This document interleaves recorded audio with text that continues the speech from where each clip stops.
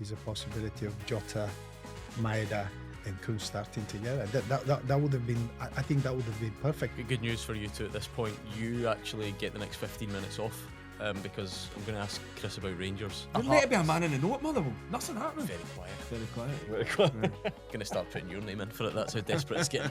Halloween, Christmas, when they all start dressing up. I've seen people walk through airports like that with a headlights like. Yes, welcome to the warm-up, brought to you by William Hill, proper supporter of the SPFL. And I'll tell you what about this for a co-host? How are you feeling about being on this side of the desk? It's easier than being that side. I might not upset anybody today. A little bit of pressure, I think, from you, just to keep this flowing, keep the questions ticking along. You happy? Done your research? I'm ready to go. Good. And tell you what, two big hitters, two top guests. We've got Peter Lovenkrands and Stiliyan and Petrov. You both well? You say big hitters. Listen, it's great to see you guys. Obviously, I haven't seen Peter for a while now, and he's always been a gentleman. Great, can't say the same thing, to be honest. But great to see. Always, great to have Boydie here, and obviously the other side. I think you'll do very well. He's actually been quite sincere about that, which I like. Let's see if that lasts throughout the show. I don't know if he actually means that. We'll see. No, I do. Yeah? I think you'll be great. Fine. Well, listen, there's only one way to find out. Let's start with you, Stiliyan. Celtic against Bayern Munich, obviously such a glamour tie. How did they do? Is that, I don't think anyone ever wants to celebrate a defeat, but enough positives there for it to be a good night? Yeah, the positives were only because Celtic still have a chance. There's not a heavy result that you have to go to Munich and everything is lost. 2-1, you take that. I don't think the performance was good enough, especially in the first 70 minutes. I think Bayern Munich dominated, with Brendan making a couple changes and putting Maeda up top through the middle, and Jota coming in young, who's really give different perspective of the game. They were more positive. There was more urgency. Celtic were on the front foot. It seems like Celtic has shown a lot of respect to Bayern Munich, but some of those players have never experienced this kind of level, that type of football. I think the second leg will completely different. I mean, we all have played football, and sometimes playing two legs, you kind of have the feeling of what kind of players you're playing against, what's the approach. And to be honest, the second leg, they have to go for it. I mean, they had a great campaign. There's nothing to lose. Obviously, Bayern will be expected to dominate again. That's their style. That's the way they play. My concern yesterday was about the approach, because Celtic kind of started defending and they were just going deeper and deeper. And this is not something that Celtic does. I mean, Boyd, you watch Celtic every single week, and yeah, you do. I've seen you. No. It's okay. No, Fred. No. Even when I'm there, I don't even watch it. I bet you watched it last night. Definitely not. I was working. But it's something that you take in your players out of your comfort zone. When you dominate 95% of the games domestically, and some of the Champions League performances as well, and you're asking your players to defend and do things that you don't usually do, it's uncomfortable. And I don't think Celtic feel very comfortable defending and doing that much defending through the game. So I think that they should go and just try to play their football. The thing is, though, when you go back to that heavy defeat against Borussia Dortmund, they have improved a lot. And I mean, they've adapted to Europe. I mean, you're saying they dropped off, but sometimes you just can't go toe-to-toe with the elite.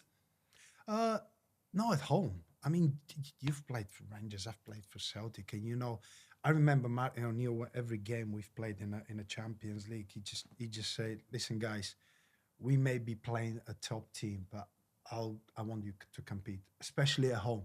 I don't want to sit back. If we have to sit back, we will sit back, we'll defend, we'll struggle through moments.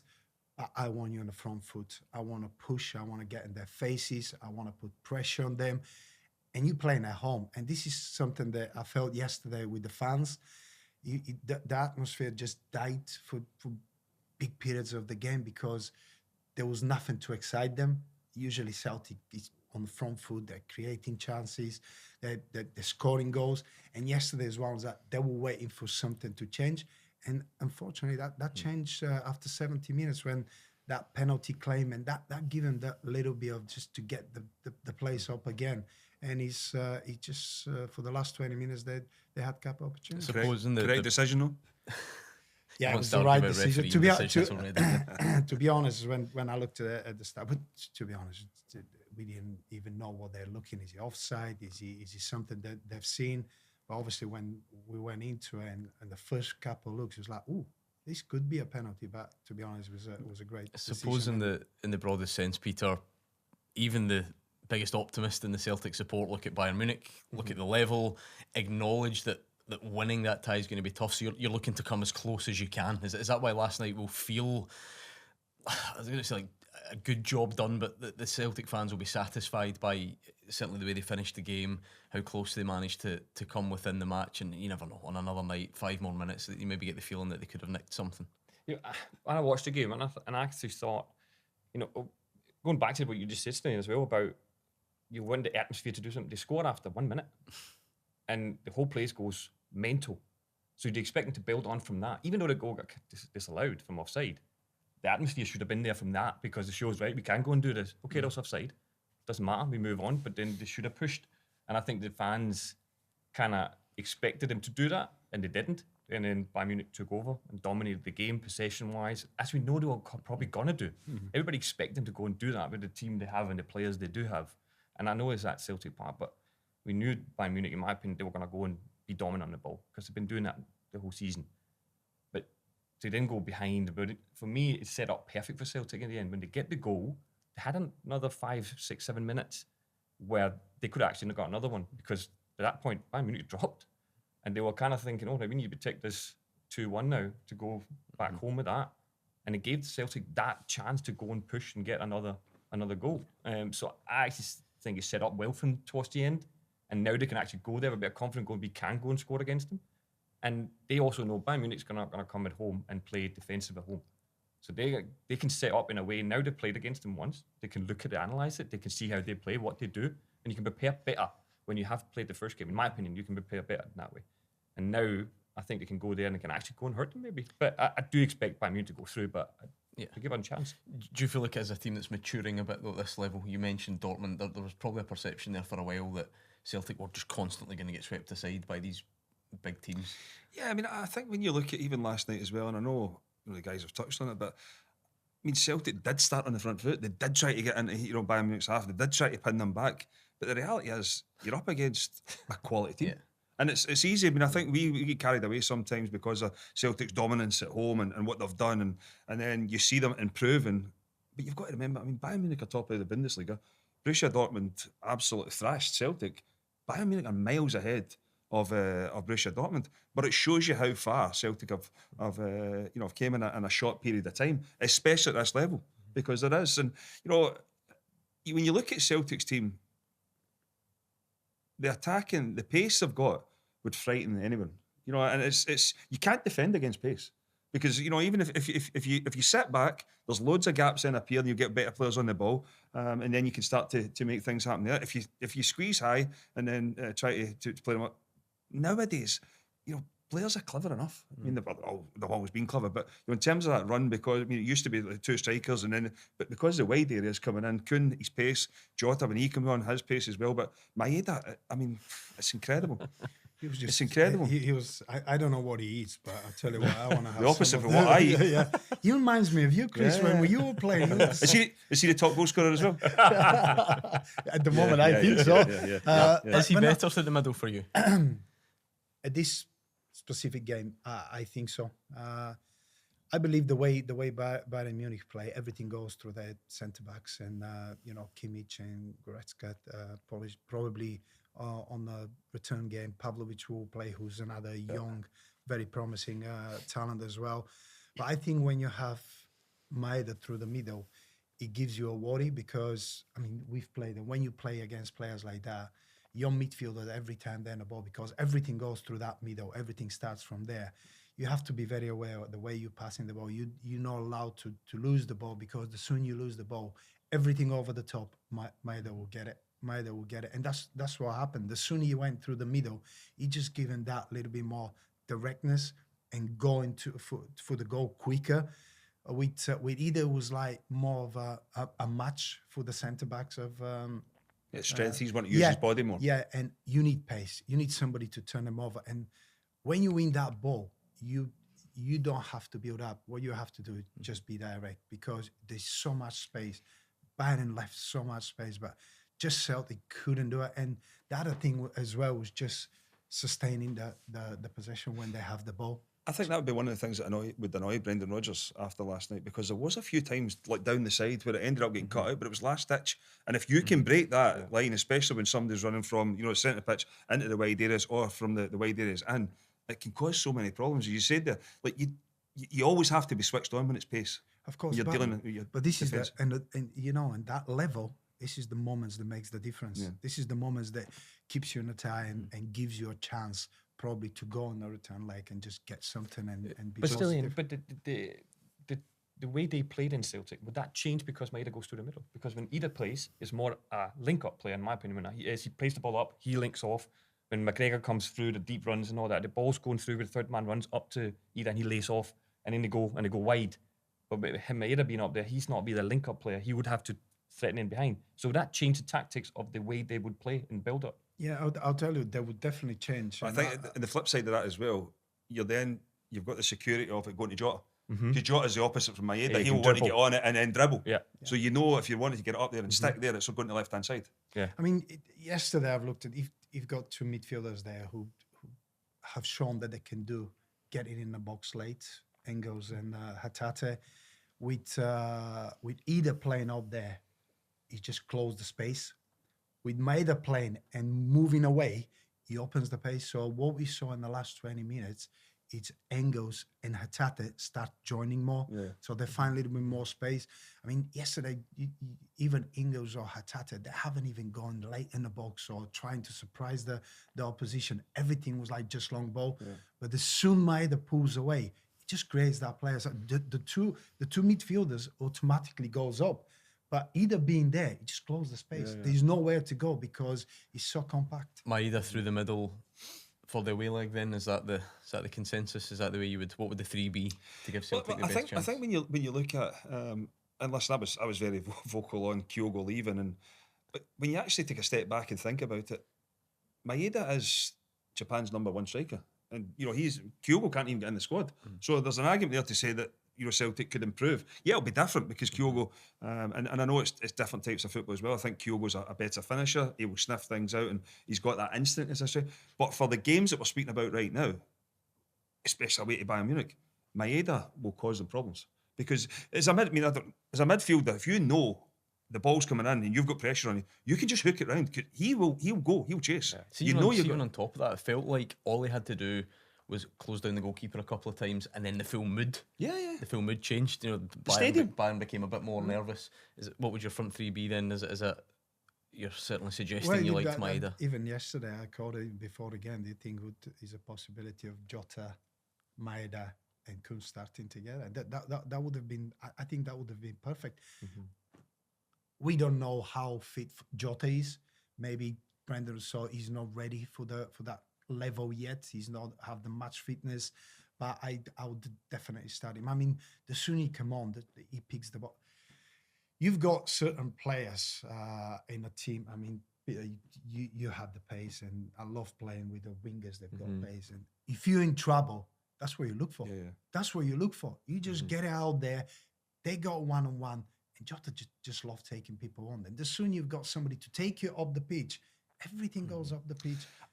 I think when you look at maybe, the first 50, 60 minutes, Brendan Rodgers has probably looked at it and thought, we might have to go long. And it's worked with Ida. He'll take it in and hold, and then that allows his team to get. But the game didn't work out like that. No. I thought once it changed and Maeda went through the middle, there was the opportunity. But because Maeda's pace, Bayern then dropped back that way. And that allowed Celtic to get up the pitch. Yeah. And you've got to say, Celtic finished the game really, really strong. Exactly. Really strongly. Yeah. Really strong. And to be honest, when you look... they looked the team in the ascendancy, and Bayern looked tired towards the end. Yeah. But Chris, why did they look strong? Because they were using their strength. What they do, they break quicker. They put the balls behind. They use the players that can make the difference. I mean, you give the ball. Matt O'Neill used to say to me, Stan, you can dribble. Just stay away from the ball. Yeah. Soon you're in trouble. Just play it. You have Henrik. He can hold the ball. That you can go and join it. You've got Alan Thompson. You've got Didier. Just get in that space. They'll get the ball. They'll get there. Just do that. And we out of trouble. And then we build from there. And it was the simplest thing ever. That's interesting. So did Martin think you were better without the ball? Yeah, he thought, the funny thing is like, he always encouraged me to watch everybody, to find the space, because I was playing that position. I had to go and produce goals and had to get late in the box and find space. For me to do that, I had to use my brain in a different way. I have to learn, how Henrik plays, how Didier, Tomo, what they do in certain situations. And as soon as Henrik pulled away or Kris pulled away, I'm there. I had to be there. It was my job to be in that space. If I wasn't there, either Henrik or Gaffer would be on me.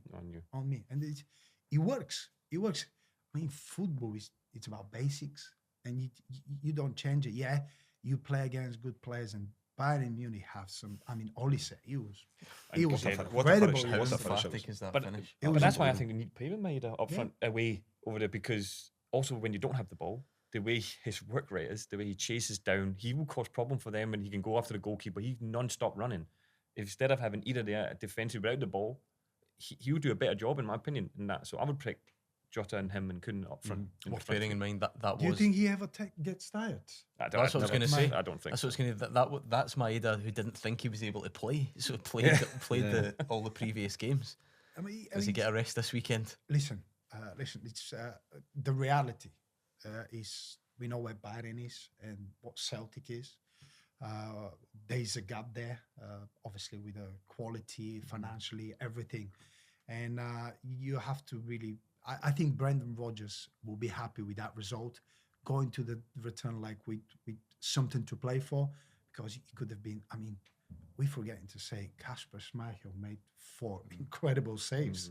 It could have been a different result, but now Celtic have something to play for. Giving myself an opportunity. Yeah, of course. So, I think when you look at, I know we've spent the majority of the time speaking about Celtic, obviously with Scottish, but when you look at the quality that Bayern have got at the top of the field, it's incredible. Yeah, it's incredible. Harry Kane, people can say what they want. He's an outstanding player. Who should have been marking Harry Kane? But I don't understand. One of the best strikers in Europe is unmarked on a continent. How that can even be happening. But I've not even seen like a long enough sequence or a wide enough. But nobody's picked him up at any nobody's point. Picked him up. But I think it's Johnson, isn't it? Because Johnson he had him earlier in the game. He had him on a corner. Oh, so he did it. And then this one, he's in the middle and he's chasing back and get caught in between everybody, and he's completely. That'd be a frustration, Stan, because you accept if these top players come and slice you open, but to lose a goal in that manner. Yeah, of course. Do you guys think that sometimes coaches take the responsibility away from players? No, I think nowadays, like before you would have designated that's where you are, and that was if there was problems on the pitch, players would solve it. Yeah, I don't think that's the case anymore. I think that's what you're saying. I think players will. Oh, you never told me, coach. Yeah, that's the culture now. Agree. You've got one of the best finishers in the world, Harry Kane. What a finish, by the way. I'll tell you what. He had time to set up. He had time to strike the ball. Volley from about 5 yards, unheard of. And this is something that Celtic, when you look at it, when you play a big teams, you have to pay a good concentration at these moments. You have to realize that those moments do make the difference. If you want to go to the next stage, if you want to improve, if you want to develop, and that's the way it is. And the funny thing was, like, it was not even communication. He just pulled away, and nobody even looked at it. Everybody was concentrating on the ball rather to see what's happening around him. Sometimes you have to be adaptable. You have to react, and like Kris, you said, is probably this responsibility is taken away from the players, and they don't take the ownership. Is that I'm gonna deal with it. There's a problem. I'm gonna step in there. I haven't seen it yesterday, especially in that situation. Well, obviously speaking about Celtic up front, but the other conundrum you'd imagine is probably at left back now as well. Who do you play? Taylor, Schlupp? I'll play Taylor. Yeah. At the moment, there's no doubt about it.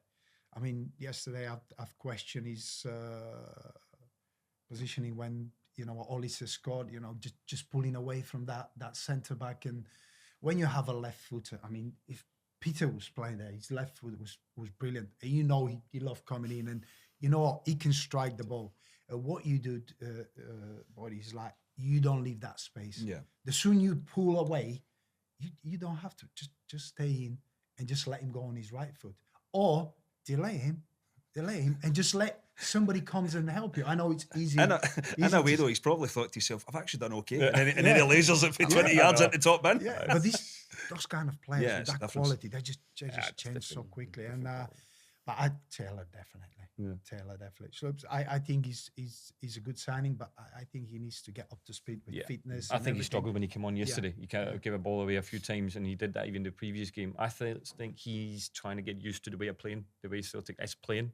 I noticed there was a game, I think, during the week where he played the ball out blind somewhere, but then they were stopping and go to a miscommunication because the way Celtic play, he's still not getting everything that he needs to be doing. And I think it's too early to throw him into a game against Bayern Munich if you're not up to speed yet the way they play.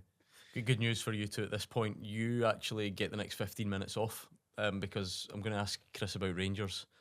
And we can just There's a new sit have a back. break then, basically. And Yeah. he's got a 15-minute monologue planned for us. You okay? Silence. You ready? I'm fine, mate. And now, see, when you get to this stage in the week after a result like that, it almost becomes about the response to it and the reaction to it. So now the Rangers fans thing is, we've not heard anything from the club. It's silence from the club. Should something have been said after a result like that, or is it inevitable? How do you feel about it? I think when you look at the, Patrick Stewart said the review of the club would take, 6 to 8 weeks, or maybe even longer. I think that's given Patrick Stewart, it's given the Rangers board a little bit of breathing space. But you then flip it back and say you can't be losing at Queen's Park. It doesn't matter. Whoever the manager is, doesn't matter. And that's no disrespect to Queen's Park. I mean, you only need to look at the history of Rangers, and they've never lost, to a team at Ibrox from a league below them. You have to go back to, Berwick Rangers for defeating the Scottish Cup. But there was a sense of it was coming. I mean, as bad as that sounds, Yeah, I know you kind of felt as if, if Queen's Park get a goal, your Rangers are not scoring today, and that's where and that would be a worry for me. And I know, Philip Clement can speak about, the chances and everything that's created. That should be the case. It's Rangers against Queen's Park at home. You create, that amount of chances against better teams. It would be a worry that you're not been able to take, one of those chances. But listen, for me, there would probably be more of an outcry if people didn't expect it, and it's and that's a sad indictment of where Rangers are right now. That it seems to be accepted. So you didn't expect anything during the week. Obviously, it naturally leads on to question marks about the manager, even if that is valid or not. Some fans, I think, just wanted, I don't know, something, an acknowledgement.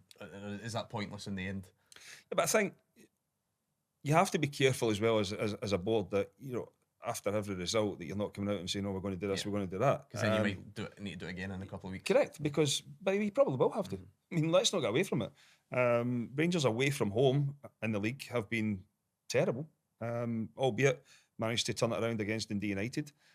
Lost the League Cup to Celtic in the final. Out the Scottish Cup to Queen's Park, 13 points behind. Celtic right now, having beaten Celtic. The head-to-head is identical. So, Rangers have dropped the points against everybody else. And then, Europe has probably papered over the cracks in terms of, there's been some positivity came from the Thursday nights and that's maybe kicked on. And, people will, the majority of Rangers fans you speak to, yeah, but we've been okay in Europe. But you're forgetting what the be-all and end-all. I always look at, I don't know what you guys are, Europe was a bonus. 100%. It was, Europe was, if you'd done well the previous season, you got a reward, and you got to Champions League, you played the Champions League, you played in UEFA Cup back then, and Europa League. That was a bonus. The be all and end all was delivering trophies and winning the league. That was it. And I think right now, because of you go back a few years ago and Rangers had success in the Europa League, everybody just thinks, oh, Europe. It's a bonus.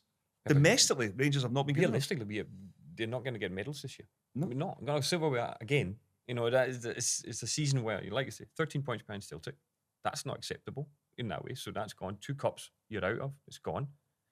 Under any other circumstances, a manager normally for Rangers or Celtic would probably have been sacked. Yeah. Under any circumstance. So there must be something going on. Is it a financial thing? Probably. That's for me. I look at it and go, there must be something. Why else is that happening? Because there's been too many managers lately gone. but is it a thing to be trying to stop not to sack managers all the time? But this is not acceptable either. And Europe, like you say, is the one that kind of overshines it a bit and fills the cracks. And is that the hope of, can we go and maybe do something there? We all know we're probably not going to go and win it. We could give it a good go, but it's not going to probably be where we're going to get the silverware. Not at all. It has to be domestically. Yeah, because I was going to ask, like, do you almost need a European final or something of that ilk to make up for it? But then again, Giovanni Van Bronckhorst got to a European final, came extremely close, and won a Scottish Cup, and then that still wasn't enough. But then maybe that feeds in to the argument of can you keep churning managers? Can you keep thinking? I'm not buying into this myth, though, Gordon. To be honest, I mean, I think everybody says you can't keep changing managers, but you have to until you get the right one. Yeah, but you have to. How long Clement has been on the job? A year and a half. And it's. I mean, people forget Rangers at one point last year were favourites to win the league, and managed to mess it up. And there's been an overhaul, recently, because of they've said they had to cut back. But I mean, Rangers at one point were favourites to win the league this year. So it's not as if. And I just look at. I mean, people will say. If you can look at the manager and look at what's going on and say there is players improving, then carry on, be my guest. But as it stands right now, I don't see that. I see a team that's struggling. Yeah. I see a team that is lacking identity. You're hoping something's going to happen rather than, I mean, Rangers and Celtic, but you went on a pitch and made things happen. Mm-hmm. You forced the opposition back. You forced them into making mistakes. I don't see that with Rangers. I just see hoping that something's going to happen. What it has done is brought up the conversation of biggest ever cup shocks or results or worst results in club's history. How on earth did you manage to miss Inverness going ballistic? I had the feeling. No, but we were in the same situation. I remember when we lost against Inverness. I wasn't playing. But so what, just left out, rested? Just left out, rested. I wasn't even playing, not even rested. I wasn't playing, and John Barnes left me out. I didn't travel with the team. It just, when things go wrong, and when there's a doubt of a manager, I think the players feel it as well. Yeah. I felt it, when I was in the dressing room, I felt it as well. And when the players start asking questions, but is that not consistency there? There is no trophies. Yeah, I agree. Europe is great, but domestically, it's a full season. That's what the fans live for. They want to win the cup. They want to win the league. They want to beat Celtic. That's the other way around. We wanted to beat Rangers. And if that don't happen, you just don't get time. You just don't get time. And Rangers, what they have to do, and I agree with you, Boydie, they have to go and change it. Change a manager, you get a new voice, you get somebody who can come and sort it, and you have to challenge the opposition, because if you don't do it, tell you what, Celtic will run with the title for the next 3 to 4 years. What's the aftermath like then of a result like that? I mean, that's great for him. He can just hold his hands up and say Inverness has nothing to do with me. Can always teammate. If I was there, it would never happen. Exactly. If you were performing well at that time, you would have been in the team. Yeah. All his teammates get the blame. But what is the aftermath of? What do you remember about that time? Because you would have been young and new to the country and new to the environment, but what do you remember about the knock-on effects? It's just, I remember John Barnes getting sacked. I remember walking in the next day. And you know what? The players were relieved. Because there was so much negativity, was not the right results. And obviously after this really disappointing result, they were kind of relieved. So Kenny took over for a couple of months, and he kind of steadied the ship a little bit. We won a cup, and you know what, everything kind of balanced a little bit. But then this is what Chris is talking about. The change happened. You brought a manager who had big hopes. He brought big players. He wanted to go and challenge. He wanted to go and compete. He was Martin. I remember from the first moment, he was like, "We're gonna compete." Not just domestically, in Europe as well, and that's what we're gonna do. And you know what? He brought Lenny, Sutty, Alan Thompson. I mean, so many Hartson. You know what? Josvo Garen. So many players, big players. And when you look at it, you go, "Yeah." Did that spark a change of position for you in those early stages when Kenny came in? you getting played out of position before that? Well, it's funnily enough. You were a right back at one point, I was a weren't you? right back. I was a right Did you back. have a long throw? I don't know what I had, but it's funny enough. Obviously, Kenny was there, and John obviously was taking over, and I was playing as a right back, and I was lost. I was lost, honestly. And but the funny thing is, when John got sacked, the next day I've played, and Kenny put me in the middle, and I'm like, have you guys haven't talked before, or have you not discussed that?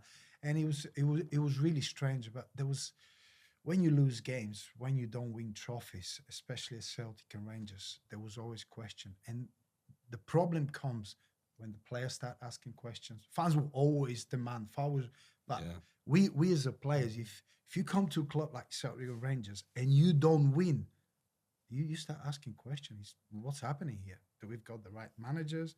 Do we do the right things? And when you start having those questions and doubts, then it's a problem. Do you get that, Downhill. Peter? Is there the player sense when a manager's done? Yeah, definitely. You feel there's a weird atmosphere in the change room when these things are happening. But to be fair, I didn't have many managers where that happened to. But a funny one I actually had was Newcastle. We smashed the Championship, 102 points, and got promoted, lying 10th in the Premier League, flying next season, and Chris Hughton got sacked. Like, all the players were like, "What the So hell?" it's And the they opposite, bring Alan Pardew in, and everybody was raging, was fuming because we've done incredible, and he got sacked. And that's not because his bad results or bad at anything. No, you smashed the Championship and then lying 10th in the Prem and in the first season, and then he got sacked. But okay, we went on and done well, but we had to kind of adapt to that. And as players, that was so hard. I've never been in a situation like that. Normally, it's only when somebody does bad you get sacked. This was like, he was flying, and then he got sacked. So that was a strange one.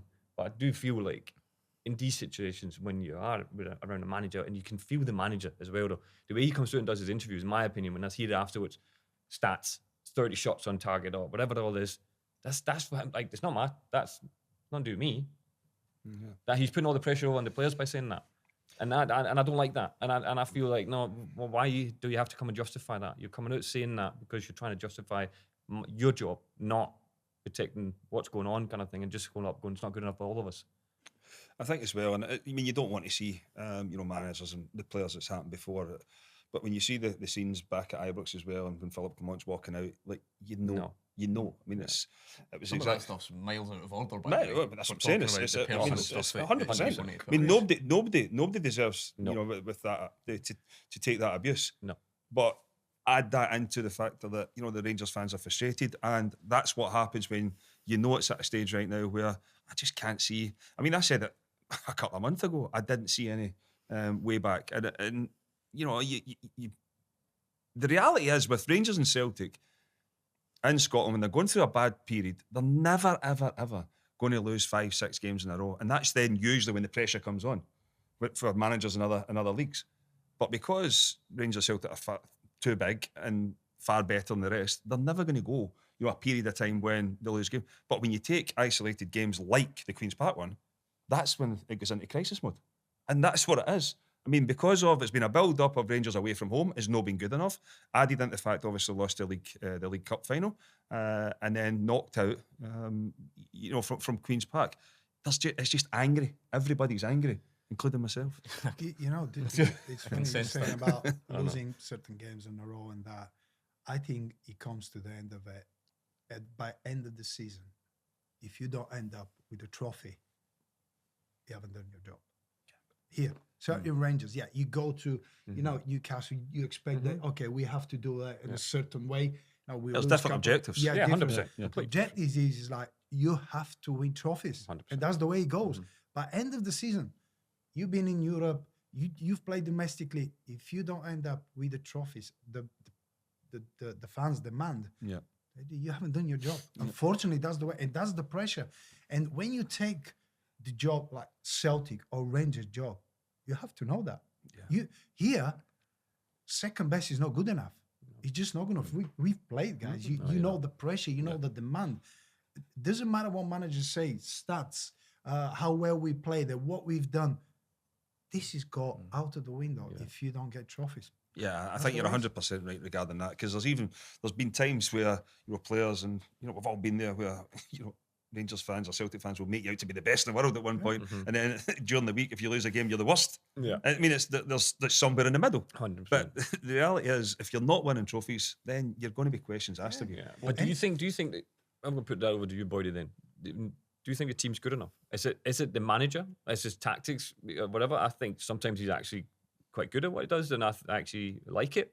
But I just don't think we have the players to deal with it. I think the players are not I think it's a good question, but when you look at the European games, you look at the Celtic game, Rangers, they're not expected to go and dominate those games. And yeah, there was different circumstances. You take Yilmaz was at right back against Celtic. Yilmaz has played left wing. In Europe, some games, and Jeffries was behind him. If Jeffries went forward, Yilmaz is tucked in, and that's all fine and well against teams that's going to dominate the ball. You go to the weekend there, and was it Yanis Hadji's best game at the weekend? Probably not. No. But I tell you what, as a striker, you've been there yourself, the midfielder running late, would you rather have Yanis Hadji trying to maybe pick you out, 100%. Or you'd rather have Yilmaz come? And that's nothing. It's just because you're going to have more of the ball, you're going to be in the areas where you can cause problems. I would rather have Yanis Hadji. But again, I think there's... I've been pretty vocal on that. I think there's a lack of trust from the players to the manager and the manager to the players. Yeah. Hence the reason when you see so many changes.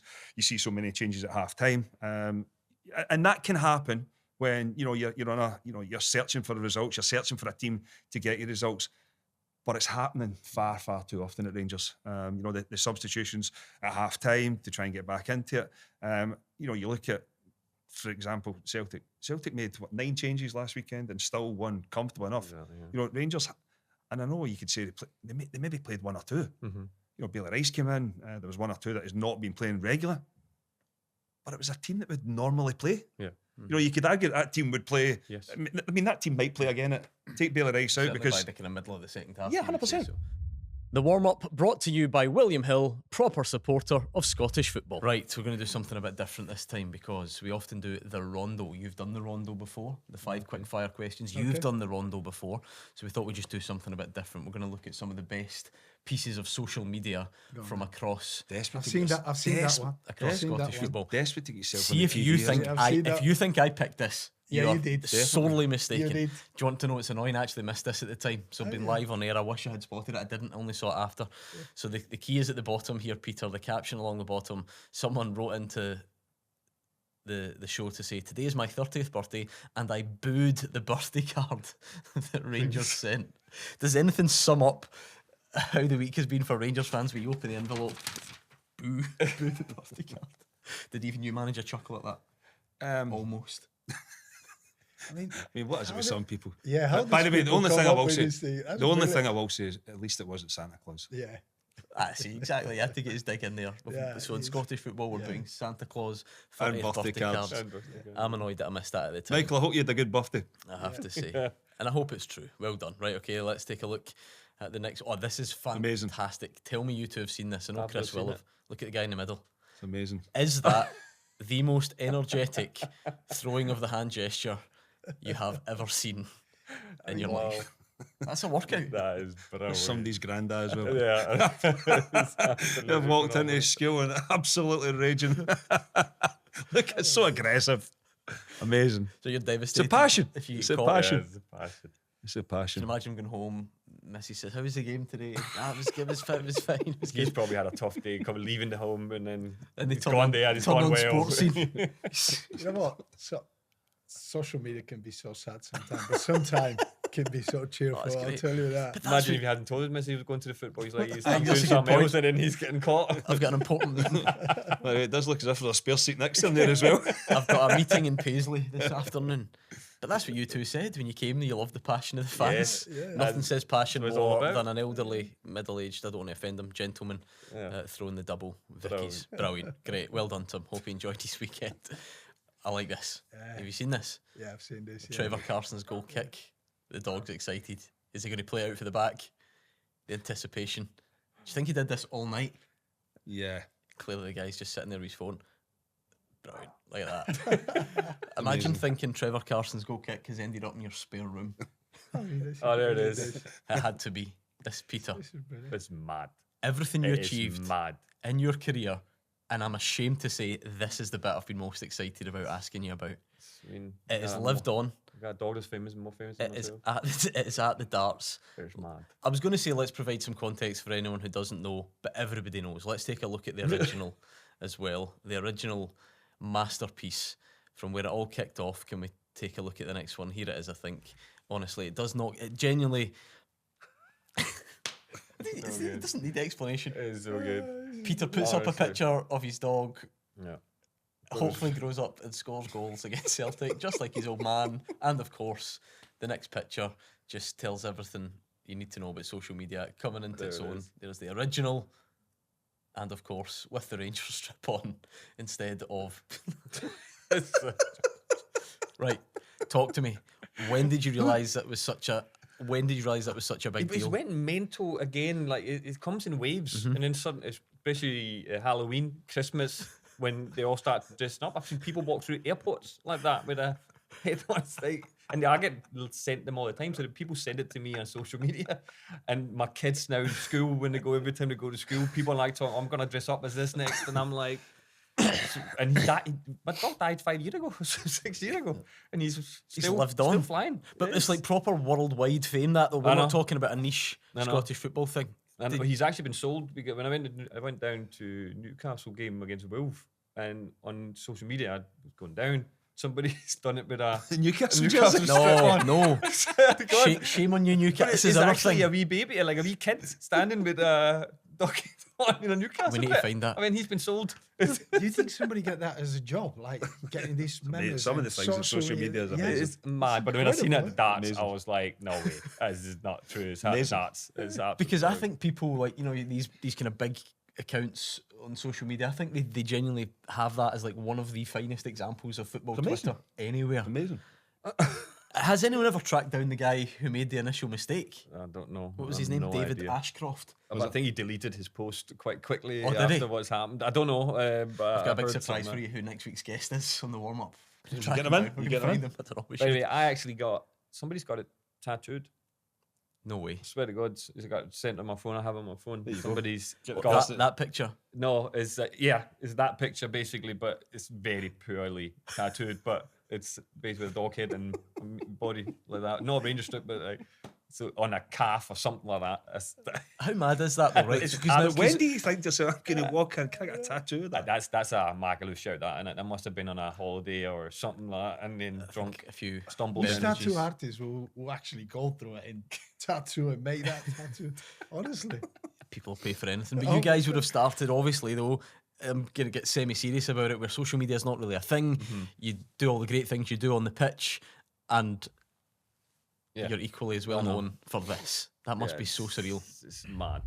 The warm up brought to you by William Hill, proper supporter of Scottish football. Do you know what I'm interested though? Because we've spoken to Stan before. When you arrive here as a young man, what's your journey like, and when do you really realise what those expectations are like? You know, and what the standards are like. Yeah, but a lot of people don't realise. Like I was actually a Rangers fan, you know, kind of later on because of Brian Laudrup. And my dad used to fly over and watch Brian play and stuff like that with my mum, and they went up in Highlands and stuff, and always come home and say, "You playing Scotland?" I was like, I very good." thought players just said that. I thought that was always a lie when they said they always followed the team. No, but when they were it young. wasn't from when I was young, Yeah. but when Brian came and I followed Rangers and because I loved him and his brother and that. So when I came, my brother had just signed for St Johnston, so lucky I had right. him, and it's helped me settle in as a young boy, only 20 years old. And but it was a strange thing because I know I got brought in and I got into the first team, but I was kind of with the academy, the reserve team most. Trained with the first team every day, but I was playing there and up and down kind of a lot.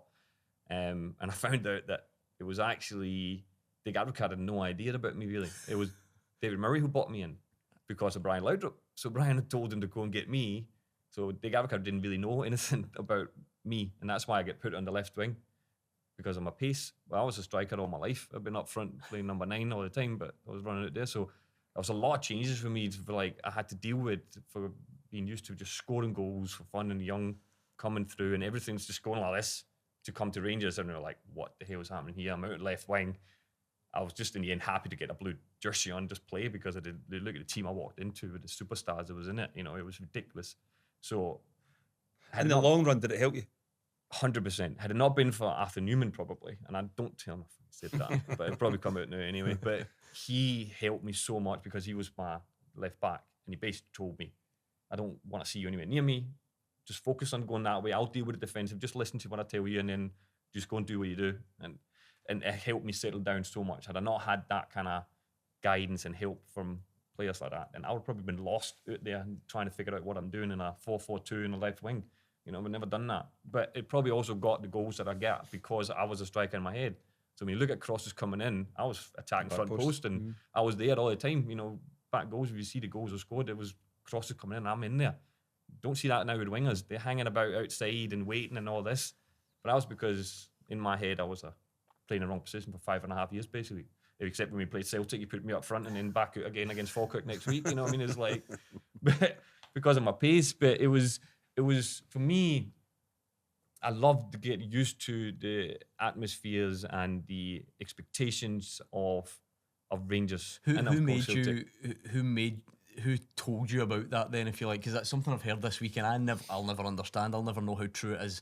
When a result like the weekend happens, people say that the players don't get it, or the manager doesn't get it. They don't know how important this is. Does somebody sit you down and tell you how important it is? People you kind of around, like players and who were the main ones for you that drove that? I had Peter McDonald. Pizzo was one of the ones I came at academy with, and we were very close, and he kind of looked after me a wee bit, and one of his mates and stuff like that, and they kind of, to help me, you do this and what's going on and kind of what Rangers is all about and all this kind of thing. But I think the fans, you learn it more by at the games when you're playing, expectations on the pitch. You know, that's the first time I've ever come and you get a corner and the place erupts for a corner. And you're like, what the hell? And expectations of you dribble, you lose the ball.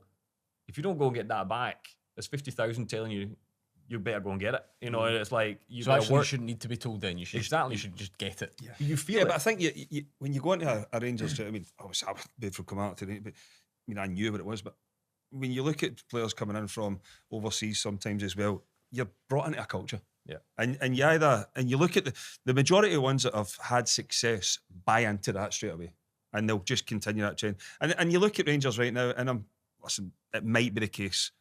I don't really see, and I'm not saying you get like the brown brogues on as everybody talks about at Ibrox, and I've changed them. They're in the car. But you look at, you don't have to be a Rangers man to as I said, get the brown brog. You don't need to get it. What you need to do is understand the demands, the pressures that is put upon you to be, at a big football club, deal with them, the expectations, and the culture within, the football club. It's not just when you're there. It means so much to so many people. Yeah. And I mean, even probably when you were back home, nobody would have batted an eyelid when you're walking down the street. No.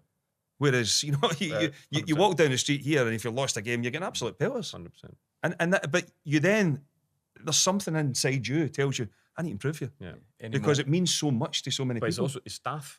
Staff, yeah. Jimmy Bale. Yeah. Davy Lavery. Yeah. Masseurs and all these type of things. They're the ones where you get it. David Henderson, crying when we were winning, doing things. I remember standing, breaking the heart, crying, cuddling because the Rangers fans, and it means so much. And that's when you understand what the culture is all about. When these people around you every single day in the training ground kind of informs you of what's going on. And I love it. To be fair, I'm a big guy on trying to settle in with the culture, with the language and stuff, and with my accent and stuff. But it's because I'm desperate to ask about his accent as well. I'm glad he's brought it up. I went home and I got told about Stale Game, and I was like, but I wanted to learn it so I can go in and say to the Scottish boys, I'll give them some of the slang words and all this, and they'll see what the reaction is. And that was just, but I love. But it helps you as well. Exactly, because it makes me settle in with the boys, and it makes me with the culture, everybody, and understand what it's actually all about. And I loved coming here and finding all these wee things. It took me 4 years to understand Jimmy Bale, to be honest, in the first bit. I couldn't understand it. And then we had Durrani ham on me, and I'm just looking at him, just smiling, because I had no idea what's going on. He's just caning me down to the corridors. But that's what it's all about for me, coming to a big club like this. It's about buy into the culture. It's not only that, it's the language, it's everything. You need to put everything into it. See, Stan, some people learn off still game, some people go to the burger van. So you had it, As you easy, told us last time you were on. To be Who honest, drove? I've watched Martin here. He's done a TV in Ireland. Last week he just hammered me about. Is the burger van come up again? Putting weight and being overweight. And Mate, don't worry, he you're loves good it, company he here. loves that, yeah. But no, you know the funny things is I had the same at Celtic, and Tommy Burns was incredible for me. You know what he said? He said to me something, and at the start I was thinking, what is he talking about? One day I've just started playing, obviously under Martin, and I'm just progressing nicely. And he sat me one day, and we were talking, and he said, "But Stan, what do you want from life? What you want to achieve with Celtic as a human being? What you want to be?" I said, "Well, coming from Bulgaria, I want to follow my idols. Stoichkov, he had such a success." And he go, "Yeah, measuring success is different." He said, "When you leave this club, you're gonna become a winner." And I'm like, "Man, what is Tommy saying?" When I left Celtic Football Club, I hated losing. I learned how to fight. I learned how to be a teammate. And even today, when I play, or did we play 6-a-side? I've heard. When you I've heard play, the stories. when we play for this club, doesn't matter what you take in life, you fight for it. You just don't, because the demand of winning, and this is what Chris touched about Clement at the moment.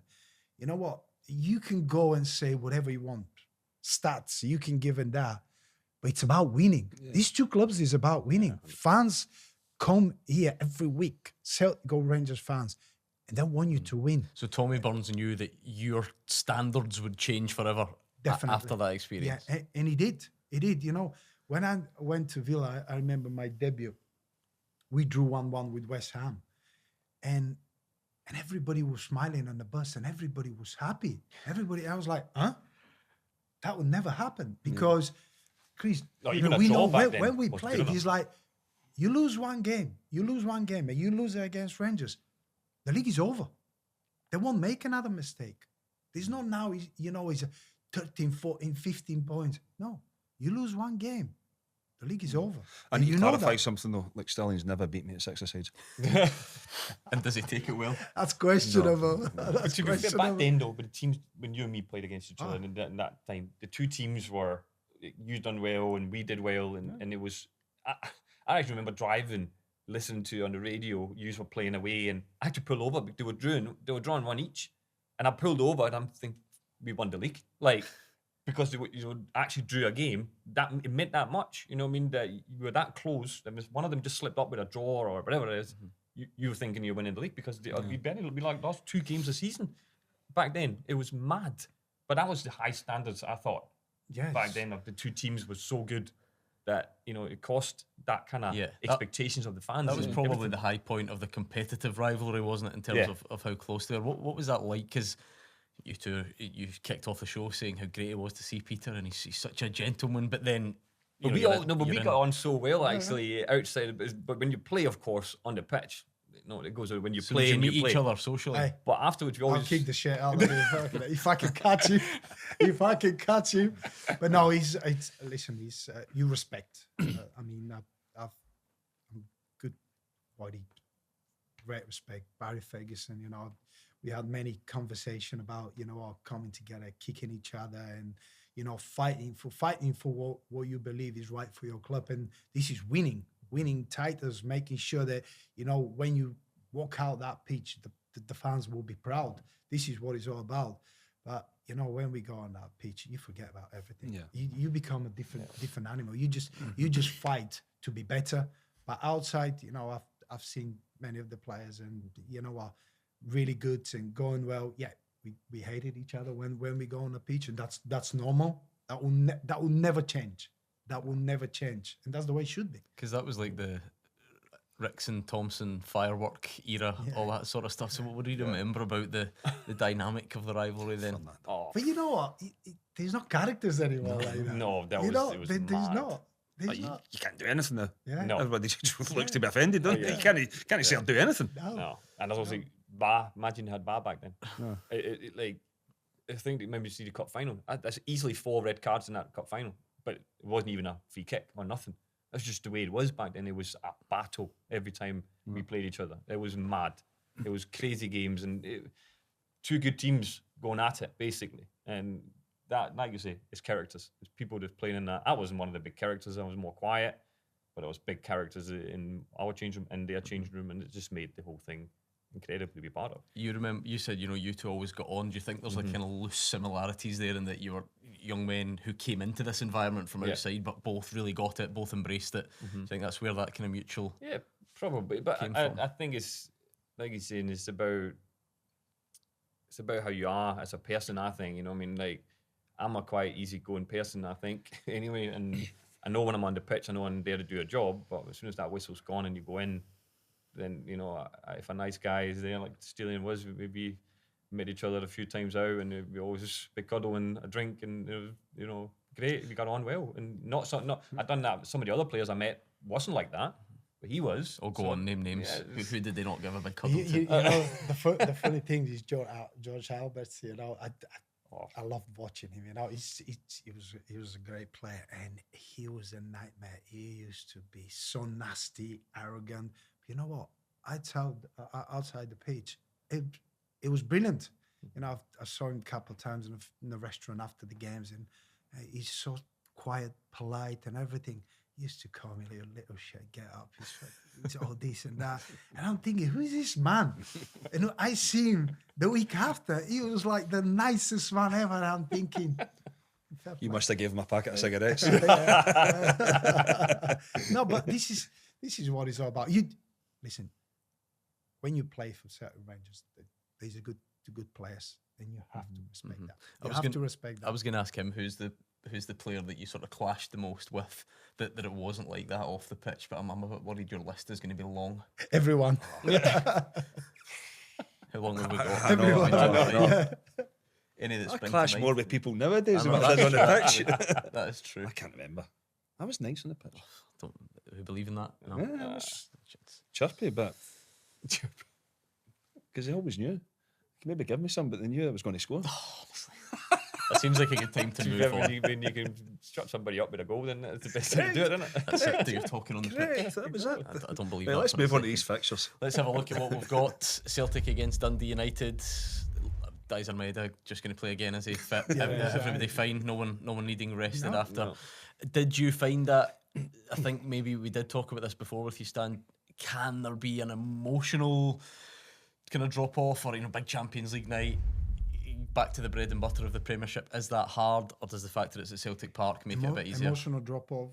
Just the hype of a big Champions League night like Bayern Munich. A game sandwich in between 2 Champions League. Going back into the more run-of-the-mill Premiership games, psychologically, the challenge, okay?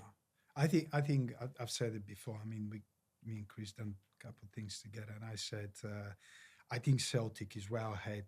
Rangers, certain moments you saw the last game, that they'll go, they'll compete, they know what it's all about. But other teams, I think they're out of the depth to challenge. And The consistency. That's a big difference. Yeah. And Celtic now, they have a very good squad. He can change. You mentioned it. He can make 9 changes. They have a consistency now.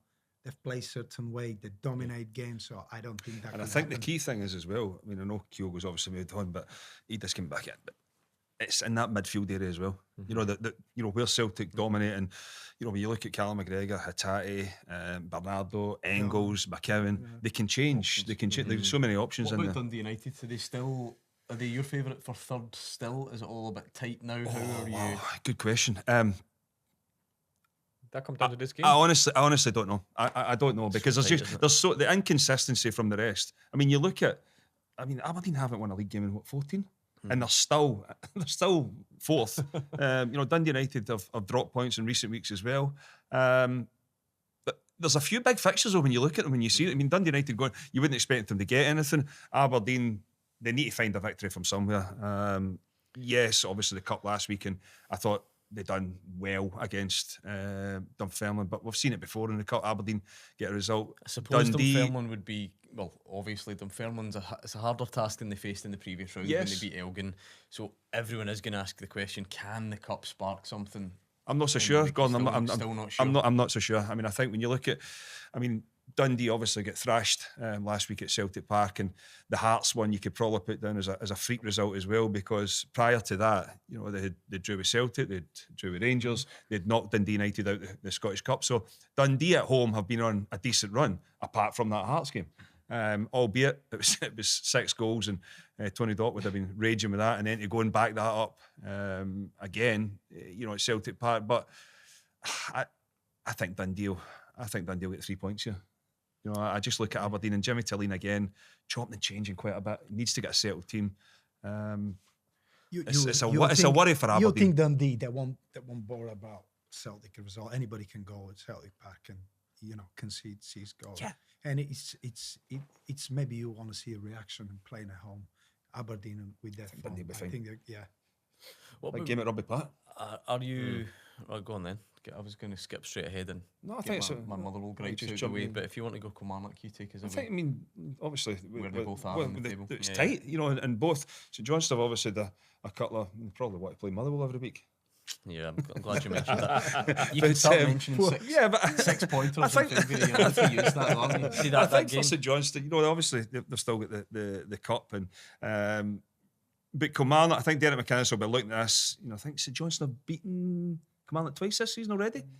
So it's an opportunity for Derek to go and get 3 points, and Derek and his team to go and get 3 points, and then push right on into that mix, because I think they go to Aberdeen next Saturday, and then they've got Rangers during the week as well. So they've got some fixtures coming up. If they can pick up points, and then Kilmarnock still fancy themselves getting into that top 6, and then there's a playoff match at Fir Park.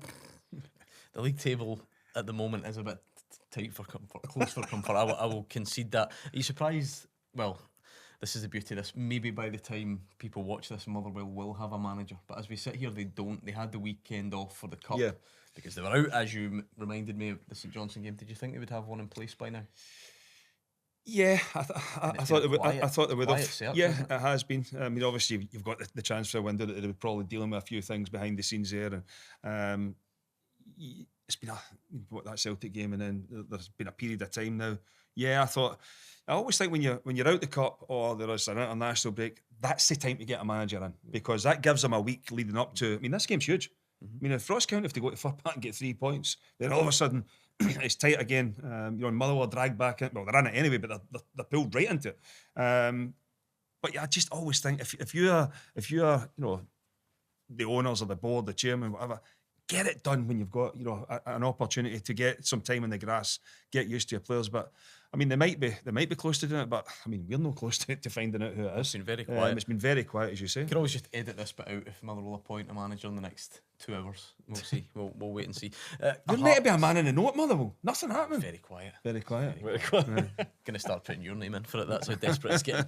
Well, who would you like to see? It's all right for you to put us in the spot. Who would you like to see? It's at that stage. No, you can't. You're paid to answer the question.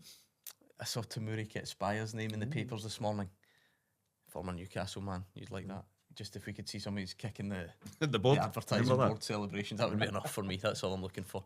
Something with entertainment value. Are Hearts equipped? Hearts in good form. Because they're in good form, aren't they? Good form. And of course, before that, there was the draw at the start of the season at Tynecastle. Yeah, you look at Hearts, and it wasn't their best game in Paisley on Monday night, but found a way, albeit through penalties, to overcome a difficult team to play against in St Mirren.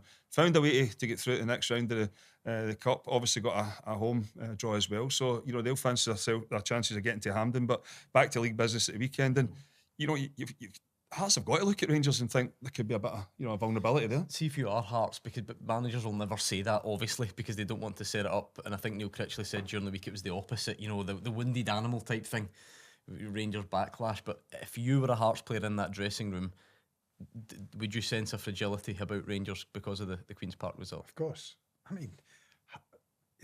Hearts it's a hard place to go to. It's a hard place to go to. I don't know. We got good results, but you have to be in your top, your A game to get something there. And at the moment, especially with the away form for Rangers, any team would fancy. Any team will have a goal. And but you know what? I think Rangers got too much at the moment, and I think they'll probably get that game. Everyone says Tynecastle's their favourite away venue. Is that the case for you? Or maybe outside Glasgow? Is that the case for Don't you? know if no, I wouldn't say favourite. No, So it's the opposite then. I like going to Celtic Park. Yeah. That was right. I thought it was good going there. But I'm worried about this fixture. 12 o'clock kickoff on us is after the last result for Rangers. This is not the place you want to go. It's Tynecastle. No. That absolutely not. So it's like I'm not very confident in this. I do think Rangers will probably win it, but it's not gonna. This is gonna be a fight. This is gonna be close. Sunday afternoon as well, contrasting fortunes in the Cup for St Mirren and Hibs. They'll meet in Paisley on Sunday. If we take a look down the Championship as well, which is really, really heating up. You look at it's always a kind of tight division, but we've got a kind of three-way proper title race at the moment, and we're really going to see that. Falkirk against Ayr.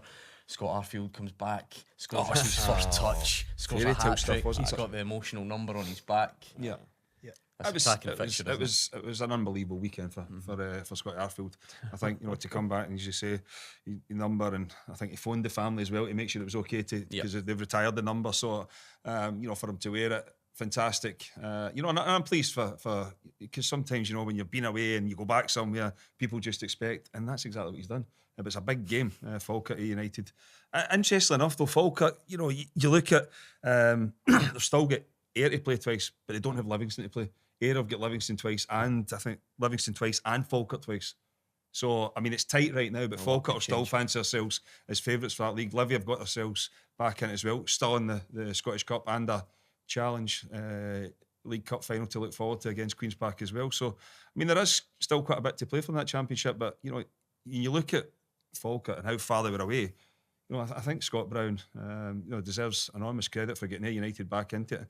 And also to David Martindale for sticking in there right now, and I don't think Livy are out either. You always wonder about Queen's Park, Stiliyan, how typical would it be to go and get the greatest result in your modern history and then slip up at home to Hamilton Accies? It's always about trying to follow it on, isn't it? Listen, it's a great result, and obviously they'll be in a high. Hamilton, John Rankin, he's under pressure at the moment. Getting a lot of he just criticism. can't get results.